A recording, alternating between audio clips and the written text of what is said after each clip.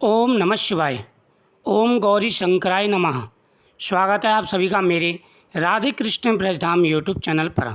आज मैं आपको हरतालिका तीज की कथा, पूजा विधि और नियम के बारे में जानकारी दूंगा। पूरे देश में हरतालिका तीज का व्रत बड़े उत्साह के साथ मनाया जाता है। यह व्रत भाद्रपद माह के शुक्ल पक्ष की तृतीया तिथि पर रखा जाता है। धार्मिक मान्यताओं के अनुसार माँ पार्वती ने भगवान शिव को पति रूप में पाने के लिए कठोर तप किया था। इस व्रत में सुहागिन महिलाएं निर्जल व्रत रखते हुए शिव पार्वती की पूजा करती हैं। हरतालिका तीज का त्यौहार पूरी श्रद्धा के साथ मनाया जाता है। पंचांग के अनुसार हर साल भाद्रपद माह के शुक्ल पक्ष की तृतीया तिथि को यह व्रत किया जाता है। हरतालिका तीज का व्रत मुख्य रूप से उत्तर भारत के कुछ राज्यों की सुहागिन महिलाएं रखती हैं। हरतालिका व्रत कठिन व्रतों में से एक माना जाता है। इस व्रत में विवाहित महिलाएं अपने पति की लंबी आयु के लिए, सुखी दाम्पत्य जीवन के लिए और युवतियां सुंदर वर प्राप्ति के लिए व्रत रखती हैं। धार्मिक मान्यताओं के अनुसार हरतालिका व्रत रखने के पीछे जीवन साथी की लंबी आयु तथा वैवाहिक जीवन में सुख और समृद्धि के लिए होता है। इसके अलावा कुंवारी युवतियां मनचाहे वर की कामना से भी हरतालिका तीज का व्रत रखती हैं। हरतालिका तीज के पर्व पर भगवान शिव और माता पार्वती की पूजा की जाती है। मान्यता अनुसार माँ पार्वती ने शिवजी को पति रूप में पाने के लिए कठिन तप किया था।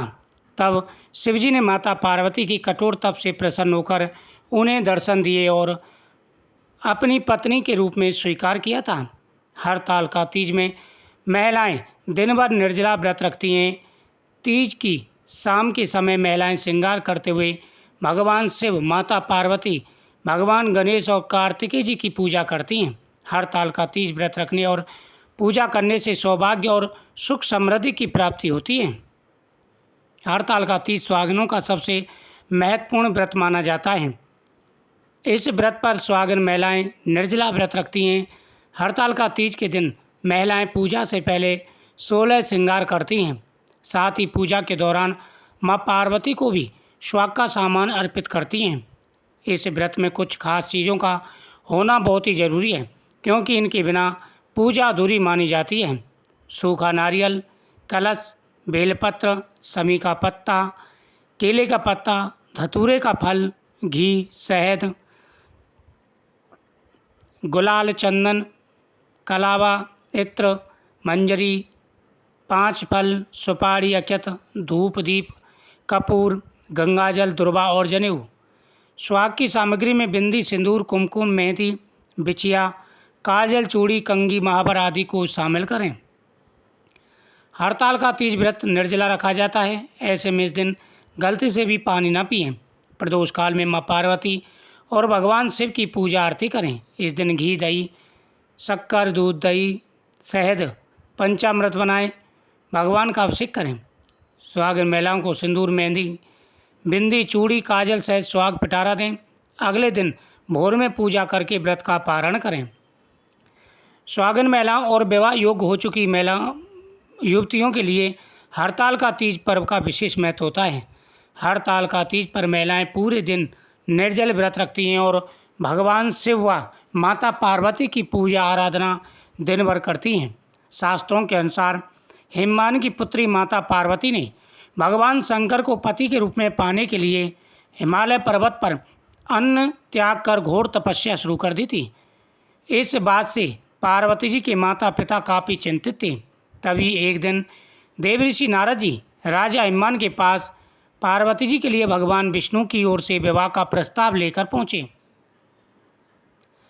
माता पार्वती शिव से विवाह करना चाहती थीं, अतः उन्होंने यह शादी का प्रस्ताव ठुकरा दिया। पार्वती जी ने अपनी एक सखी को अपनी इच्छा बताई। वह सिर्फ भोलेनाथ को ही पति के रूप में पाना चाहती हैं। सखी की सलाह पर पार्वती जी ने घने वन में गुफा में भगवान शिव की आराधना की। भाद्रपद तृतीया शुक्ल के दिन हस्त नक्षत्र में पार्वती जी ने मिट्टी से शिवलिंग बनाकर विधिवत पूजा की और रात भर जागरण किया। पार्वती जी के तप से प्रसन्न होकर भगवान शिव ने माता पार्वती को पत्नी के रूप में स्वीकार किया था। हड़ताल का तीज को तीजा के नाम से भी जाना जाता है। यह व्रत मुख्य रूप से उत्तर भारत में रखा जाता है। धार्मिक मान्यताओं के अनुसार भगवान शिव और माता पार्वती के मिलन के रूप में यह त्यौहार मनाया जाता है। उदय तिथि के अनुसार यह व्रत रखा जाता है। हड़ताल का दो शब्दों से मिलकर बनाए। हर का अर्थ है हरण करना और तालका का अर्थ है सखी। पार्वती जी की सखी उन्हें पिता के घर से हरण करके जंगल में ले गई थी। हिंदू धर्म ग्रंथों में किसी भी पूजा अनुष्ठान में मंत्रों के जाप का विशेष महत्व होता है।